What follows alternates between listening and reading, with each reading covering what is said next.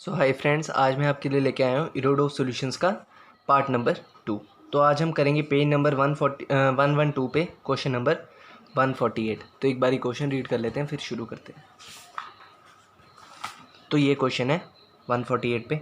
N air cylindrical capacitor with a DC voltage V equal to 200 volt applied across it is being submerged vertically into a vessel filled with water with a velocity of V equal to 5 metre per second.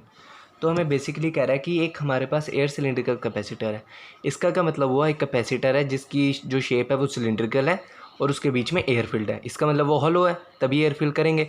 और अगर hollow है तो उसकी दो layers होंगी, एक outer layer और एक इनर लेयर। जैसे हमारी वाटर बॉटल्स होती हैं, सेम उसी प्रकार से यहाँ पे जो वो सिलेंडर होगा वो फॉर्म हो रहा होगा। तो यहाँ पे हम एक बारी उसकी फिगर बना लेते हैं।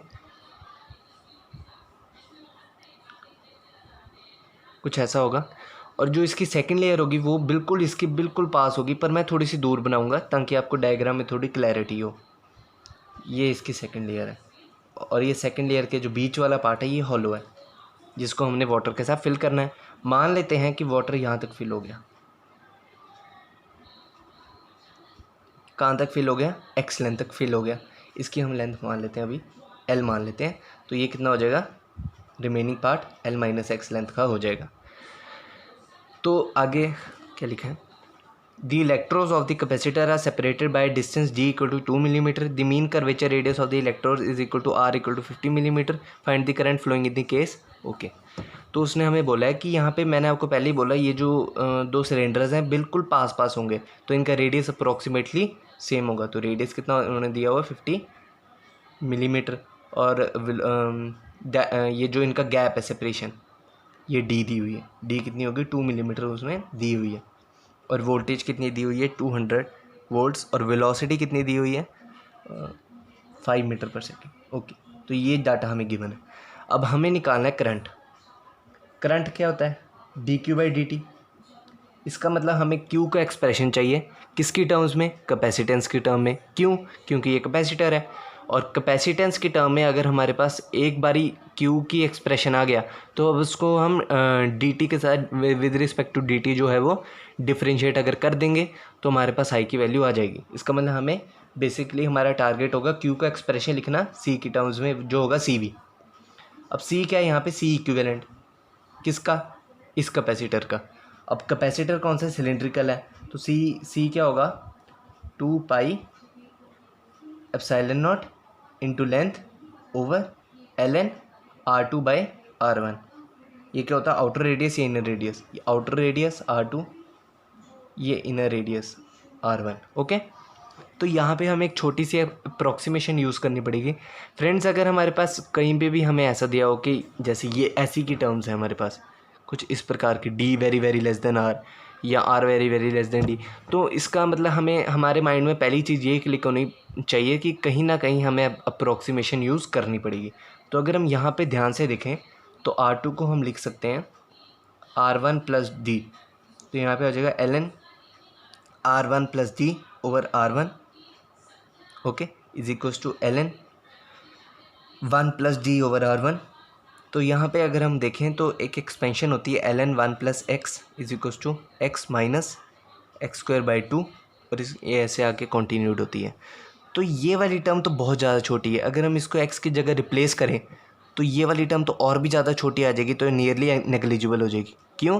क्योंकि अगर हम 1 से किसी भी छोटे नंबर को का स्क्वायर करें या किसी मल्टीपल से डिवाइड करें तो वो अपनी ओरिजिनल वैल्यू से भी बहुत बहुत छोटी आती है।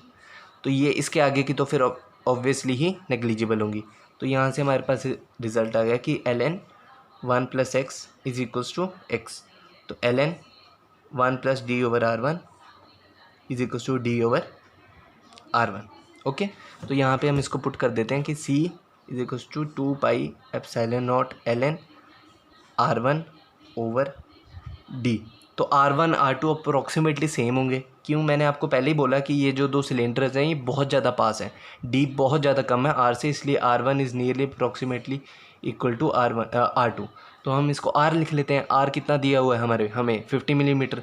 तो यहाँ पे अगर हम देखें 2 पाई L R1, यह मतलब R, तो ये किसका एरिया होता है? ये एक सिलेंडर का एरिया होता है। Area of cylinder is equals to 2 pi L R, 2 pi RL area होता है।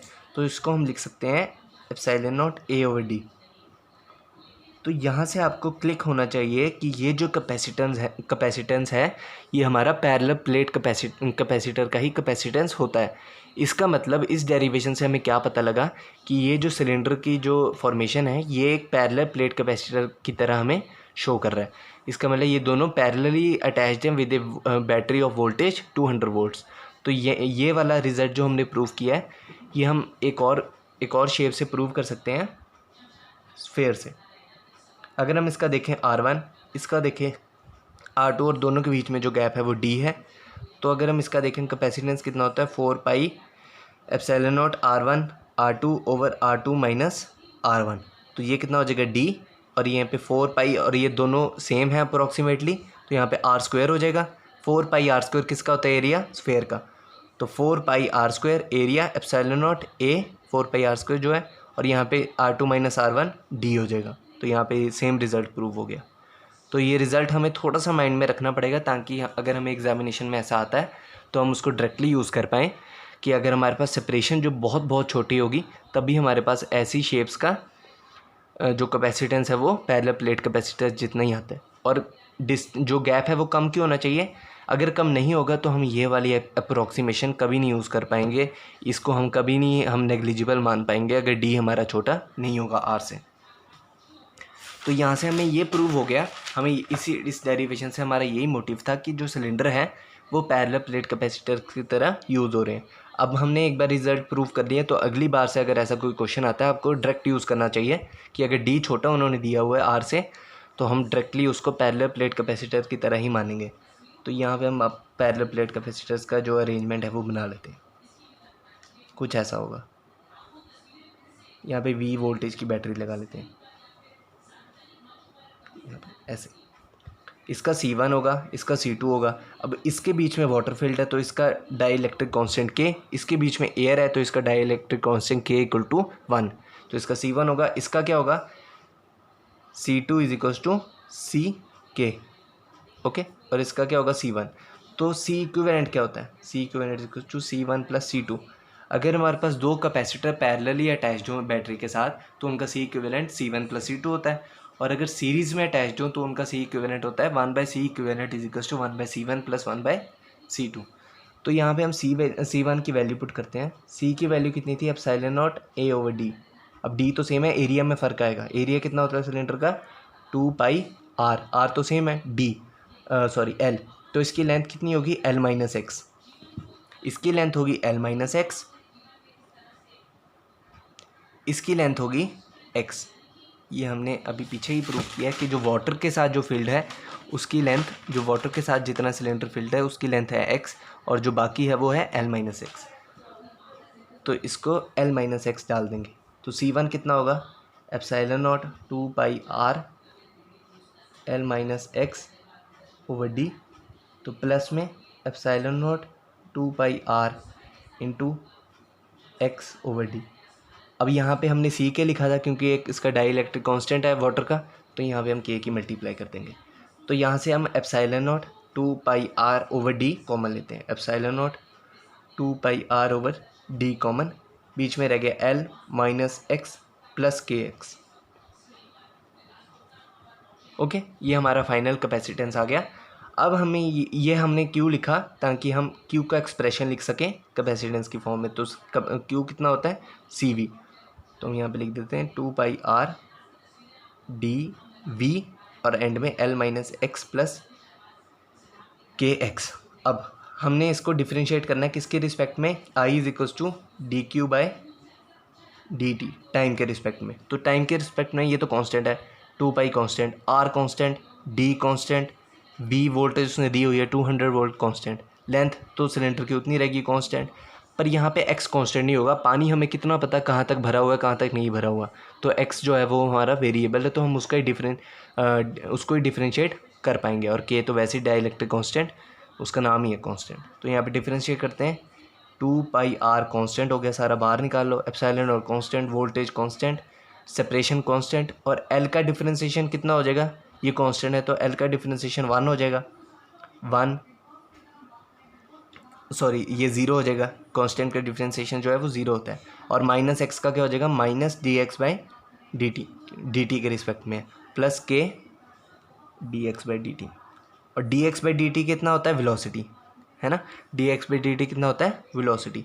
तो यहाँ पे फाइनल हमारा रिजल्ट आ गया 2πr epsilon not voltage over separation into velocity into के माइनस 1, ये हमारा आ गया।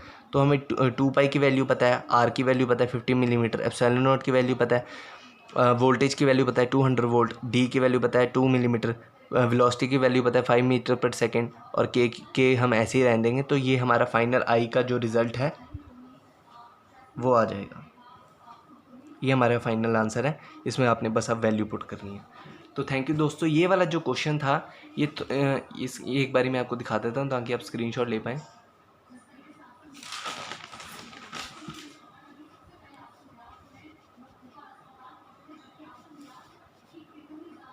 तो दोस्तों ये वाला जो क्वेश्चन था ये काफ़ी इंपॉर्टेंट था एडवांस पॉइंट ऑफ व्यू से, और इससे आपके काफ़ी कंसेप्ट क्लियर हुए, और इस वीडियो से आपको यही टेक अवे है कि अगर हमारे पास सेपरेशन जो है वो डी हो किसी दो बॉडीज़ में, और वो बहुत छोटा हो, उनका सेपरेशन बहुत ज़्यादा छोटा हो, तो उसका जो कैपेसिटेंस है इक्विवेलेंट वो पैरेलल प्लेट कैपेसिटेंस जितना ही आता है, और हम उसको as a parallel plate capacitor उसकी अरेंजमेंट शो कर सकते हैं, और उसके बाद हमने बस कैलकुलेट किया। तो थैंक यू दोस्तों, मैं आपसे अगले वीडियो में जल्द ही मिलूँगा, और हम अगले वीडियो में इसका थर्ड क्वेश्चन करेंगे। Thank you.